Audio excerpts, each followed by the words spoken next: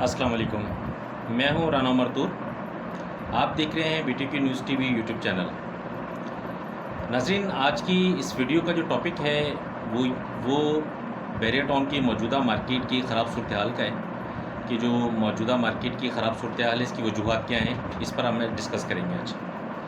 देखें, बैरिया की जो मौजूदा मार्केट है, इसकी वजूहात तो काफ़ी हैं, लेकिन एक वजह ऐसी भी है कि जो एक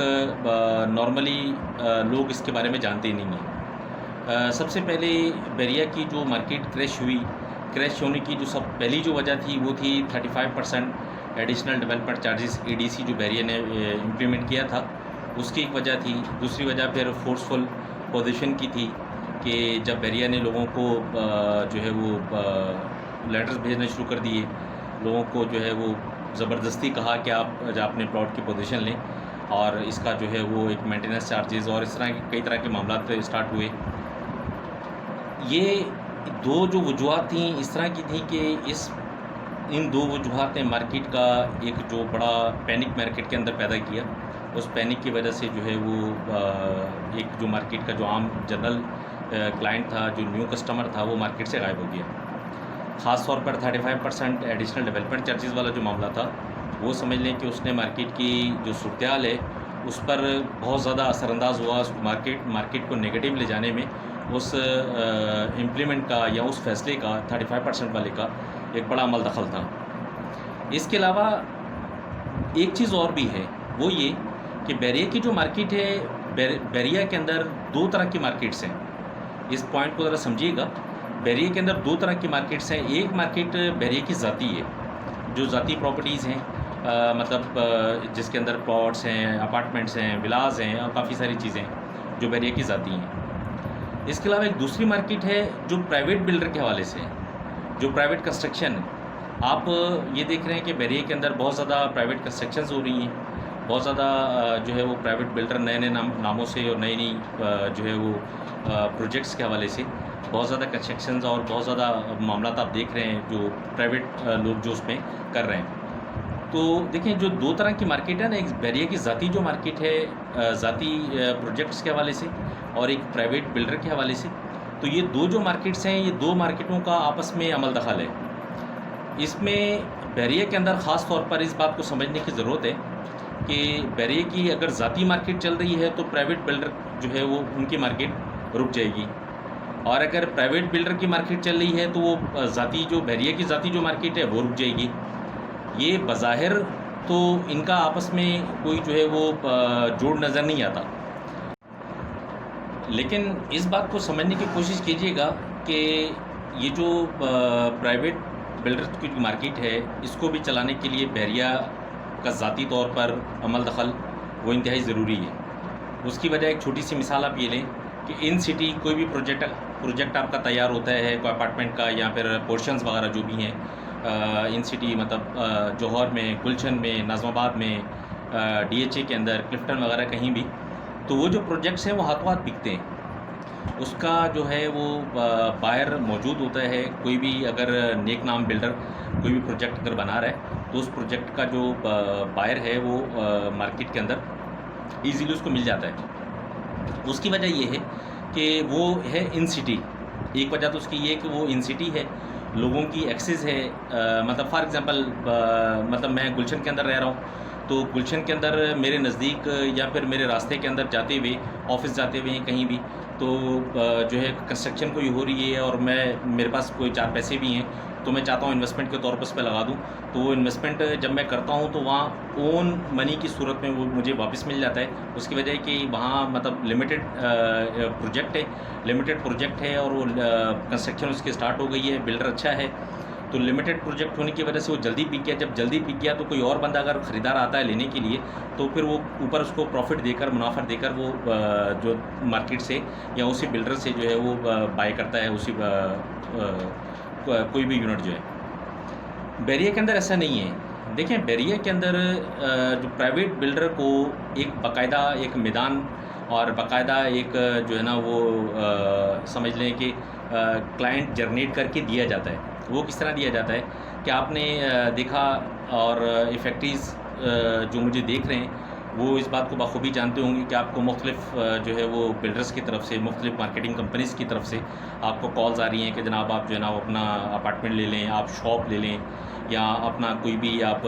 मतलब मुख्तलिफ आपको जो है वो चीज़ों की ऑफ़र की जाती है कि आप अपना जो है वो जो भी आपका अमाउंट फंसा हुआ है पैराडाइज़ में है, स्पोर्ट्स के अंदर है,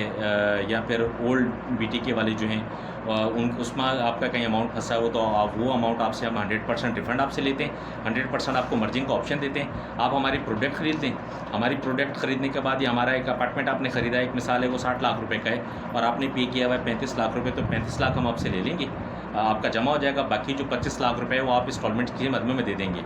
इस तरह की कॉल्स आपको बेताशा मुख्तलिफ उसमें आ रही होंगी कि जो इफ़ेक्टिव्स को ख़ास तौर पर की जा रही हैं। देखिए ये नंबर कहाँ से आ रहे हैं इनके पास, ये नंबर जो इफ़ेक्टिव्स के नंबर हैं वो बैरिया खुद प्राइवेट बिल्डर्स को प्रोवाइड करता है कि जनाब ये नंबर हैं, ये इफ़ेक्टिव्स हैं, आप इनको कॉल करें, कॉल करने के बाद जो है आपसे इस तरह की मर्जिंग ऑप्शन में जाना चाहते हैं या फिर वो जो लोग आपकी साइट पर आना चाहते हैं प्राइवेट बिल्डर की साइट पर, तो आप उसको कायल करें, कायल करने के बाद जो है वो आप उनको प्राइवेट बिल्डर में लें। इससे दो फ़ायदे हैं, एक फ़ायदा तो ये बैरिया को जो दो फ़ायदे हैं, एक फ़ायदा तो ये है कि बैरिया को जो अमाउंट है जो बैरिया ने जो है वो जिस बिल्डर ने फॉर एग्जांपल एबीसी एक बिल्डर है, उसने जब बताया एबीसी बिल्डर का अकाउंट खुल गया, उसने एक ख़रीदा कमर्शियल ख़रीदने के बाद 30 करोड़ का कमर्शियल है, 10 करोड़ उसने दे दिया, बाकी बचा 20 करोड़।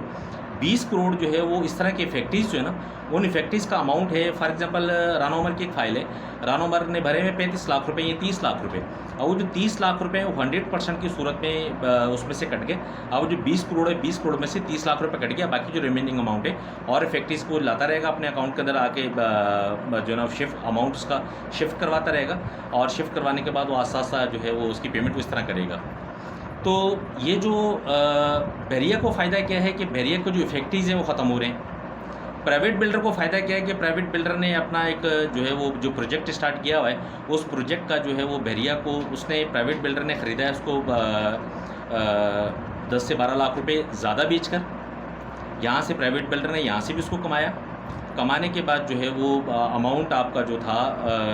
जो फॉर एग्जांपल एक मिसाल है कि 50 लाख वाला जो अपार्टमेंट था वो बेचा आपको उसने 60 लाख रुपए में। 60 लाख में कैसा बेचा कि मर्जिंग के रेट अलग हैं और कैश के रेट अलग हैं। मतलब इसकी मिसाल भी आप यूँ ले लें कि आप किसी पठान से जो है वो या किसी भी आप इंस्टॉलमेंट में किस्तों पर जो सामान बेचते हैं, किस्तों के सामान बेचने वाले, ये एक मिसाल है मोटरसाइकिल आप ले लें तो एक मोटरसाइकिल है आपकी 50,000 रुपये की, आप कैश पे लेते हैं तो 50,000 की है, और अगर आप लेते हैं इंस्टॉलमेंट पर तो वही मोटरसाइकिल जो 60 से 62,000 रुपये की हो जाती है। ये सेम सूरत हाल बैरिया के अंदर प्राइवेट बिल्डर के हर प्रोजेक्ट के अंदर ऐसा ही है। कोई भी आप यूनिट ख़रीदते हैं तो उसका भी सेम सूरत हाल है, नहीं तो आप दोनों को टैली कर लीजिएगा, कमर्शियल जो नेट की जो रेट है और आप मर्जिंग की जो रेट है, दोनों को आप टैली करें, आपको एक अंदाज़ा हो जाएगा। तो इस सूरत में बैरिया की जान छूट रही है इफेक्टिव से, और बिल्डर को फ़ायदा ये हो रहा है कि वो उसने इफेक्टिव जो है ना वो इफेक्टिव को इसने लिया और लेके बैरिया में दे दिया। देने के बाद क्या हुआ कि इसका जो अमाउंट है मतलब 35 लाख या 30 लाख इसने भरा हुआ था, बाकी जो है अमाउंट ये राना उमर आस्ता आस्ता पे करते रहेंगे इंस्टॉलमेंट की सूरत में। तो बिल्डर का जो है वो एक यूनिट बिक गया और बैरिया की इफेक्टिव से जान छूट गई। तो ये ज़ाती तौर पर बैरिया खुद ये सारे मामला को जो है ना वो करता है। तो ये जो मौजूदा सूरत हाल है, इस मौजूदा सूरत हाल की टोटली इस टाइम पर मैं जो समझ रहा हूँ टोटल जो है वो इसी उस पर डिपेंड कर रहा है कि मौजूदा जो सूरत हाल है वो इस तरह की बैरिया खुद ज़ाती तौर पर प्राइवेट बिल्डर को मौका एक फ़राहम कर रहा है, एक उनको मैदान क्लियर करके दिया जा रहा है कि आप जो ज़्यादा से ज़्यादा इफेक्टिव्स को जो है वो इसमें करवाएं, मर्ज करवाएं, मर्जिंग ऑप्शन में लेके आएँ, ज़्यादा से ज़्यादा इफेक्टिव्स की जो है ना उनको विड्रॉ करवाएं, और विड्रॉ करवाने के बाद जो है वो मतलब अभी तकरीबन जो है बैरिया के इफेक्टिव्स को 45,000 इफेक्टिव्स हैं। 45,000 में से सब कुछ कराने के बाद अगर ये बिल्डर प्राइवेट जो बिल्डर हैं ये अगर कोई 20,000 इफेक्टिव इस तरह अपनी तरफ मूव कर लेते हैं, और अगर जो रिफ़ंड वाले सारे मामला हैं अगर इसमें भी लिया जाए तो रिफ़ंड वाले के अगर कोई 10-15 हज़ार ये भी हो जाते हैं तो फिर बाकी बैरिया के बाद बचता है आधे से भी कम। तो आधे से जो कम है उसको फिर शिफ्टिंग वाले मामला बैरिया करेगा और दूसरे मामला उसमें करेगा। वो एक मैं लदा आपको वीडियो के अंदर बताऊंगा कि उनके साथ क्या होने वाला है, पैराडाइज़ वालों के साथ और स्पोर्ट्स वालों के साथ, वो भी मैं इंशाल्लाह नेक्स्ट वीडियो में आपको बताऊंगा कि इनके साथ बैरिया क्या करने वाला है। तो देखिए ये जो सूरत हाल है ना 35% वाली तो अपनी जगह सस्पेंड है, और फोर्सफुल पोजीशन वाला वो भी मामला अपनी जगह पे चल रहा है। हर महीने जो है ना वो डेट बढ़ा दी जाती है और आपको थ्रेट दिया जाता है कि जनाब आप जो है ना वो लाजमी अपनी पोजीशन लें, वरना आपको जो है ना प्लॉट हम किससे मुस्तहिक को दे देंगे। ये मामला तो अपनी जगह पर है, लेकिन ये जो मैं समझ रहा हूँ ख़ास तौर पर ये जो मौजूदा सूरत हाल है, ये मौजूदा सूरत हाल ख़ास तौर पर क्रिएट की गई है प्राइवेट बिल्डर के हवाले से, कि प्राइवेट बिल्डर ज़्यादा से ज़्यादा जो है वो लोगों को इफेक्टिव्स को यहाँ से क्लियर करवाएं। क्लियर करवाने के बाद जो है वो मामला को बैरिया के भी इफेक्टिव्स वाला जो मामला था वो भी क्लियर हो जाएगा, प्राइवेट बिल्डर का जो प्रोजेक्ट था वो भी बिक जाएगा। ये सारा जो सिनेरियो इस टाइम चल रहा है ना, ये सारा सिनेरियो इस तरह की सूरत हाल का है। तो जो प्राइवेट बिल्डर को ये फ़ायदा दिया जा रहा है, इस फ़ायदे से नुकसान अभी भी अलॉटी का है। अलॉटी का नुकसान कैसे है, मैंने आपसे अभी पहले कहा कि आप नेट के जो रेट हैं उसको आप चेक कर लें, और आपका जो इंस्टॉलमेंट के जो रेट है उसको आप चेक कर लें, दोनों से आपको अंदाज़ा हो जाएगा।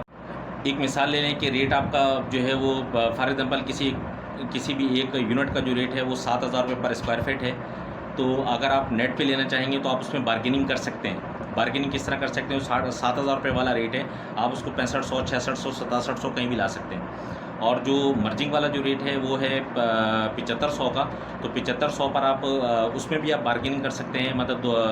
7100, 7200 कहीं भी आप उसका एडजस्टमेंट कर सकते हैं। तो वो जो आपने 100, 200 या 100 या 200 रुपये पर स्क्वायर फीट ज़्यादा आपने जब दिया है, जब आप उसको 600 या 700 स्क्वायर फीट के साथ मल्टीप्लाई करेंगे तो फिर आपको एक जो अमाउंट है, बीच का जो डिफरेंस है, उससे आपको अंदाज़ा हो जाएगा कि आपने ये जो प्रोडक्ट ख़रीदी है बैरिया प्राइवेट बिल्डर का, अपने अपार्टमेंट या कोई भी आपने यूनिट जो ख़रीदा है, ये यूनिट आपको कितने का पड़ा है। तो ये जो यूनिट आपको कितने का पड़ा है, आपको यहाँ से एक अंदाज़ा निकल आएगा। निकलने के बाद एक प्राइवेट बिल्डर के प्रोजेक्ट के ऊपर एक लंबी एक समझ लें गुफ्तगू बनती है कि इनका फ्यूचर क्या है, इनके मामलात क्या हैं, आगे आने वाले टाइम के अंदर इनके साथ क्या क्या होने वाला है, और इनकी मार्केट नेक्स्ट जब ये तैयार होने के बाद क्या होगी, वो भी इंशाल्लाह मैं कोशिश करूँगा कि उसमें जो है वो एक वीडियो बनाकर आपको मैं उसमें बताने की कोशिश करूँ कि ये प्राइवेट बिल्डर का फ्यूचर क्या है। तो अब ये बात उम्मीद है कि मैंने आपको अच्छे से समझा दी होगी कि प्राइवेट अभी मौजूदा जो मार्केट ख़राब जो सूरत हाल है, इस सूरत हाल का सरासर ज़िम्मेदार बैरिया प्राइवेट बिल्डर के साथ मिलकर है। बैरिया खुद है और प्राइवेट बिल्डर के साथ मिलकर है। जब तक ये प्राइवेट बिल्डर वाले मामलात हैं जो है वो ख़त्म नहीं होते, इनका एक खातिर ख्वाह अमाउंट जो है ना बैरिया के पास जमा नहीं होता, तो जब तक ये मार्केट की सूरत हाल इसी तरह रहनी है जिस तरह अभी मौजूद है।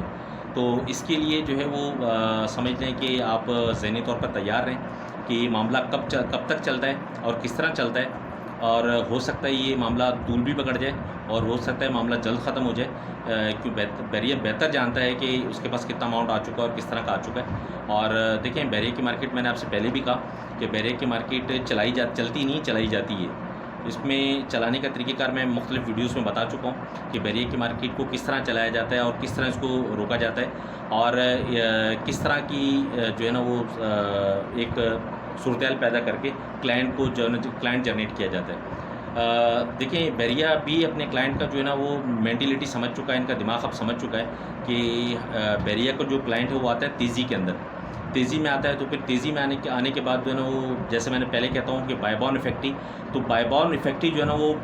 बेतहाशा जो तादाद है बायबॉर्न फैक्ट्रीज की वहाँ से पैदा होती है। फॉर एग्जांपल एक मिसाल अब इसकी यूँ लें कि अली ब्लॉक है, अली ब्लॉक जो है वो आजकल की मार्केट के अंदर एक मिसाल है 35 लाख रुपए का है, तो तेज़ मार्केट में लोग उसको 45 लाख का लेना पसंद करेंगे बनस्बत 35 लाख के। फॉर एग्जांपल 500 गज है, P4 का 500 गज लगा लें, तो P4 का 500 गज इस टाइम आपको मिलता है 90 लाख रुपये का। तो बैरिया को जो अलर्ट क्लाइंट है, वो क्लाइंट उसको 1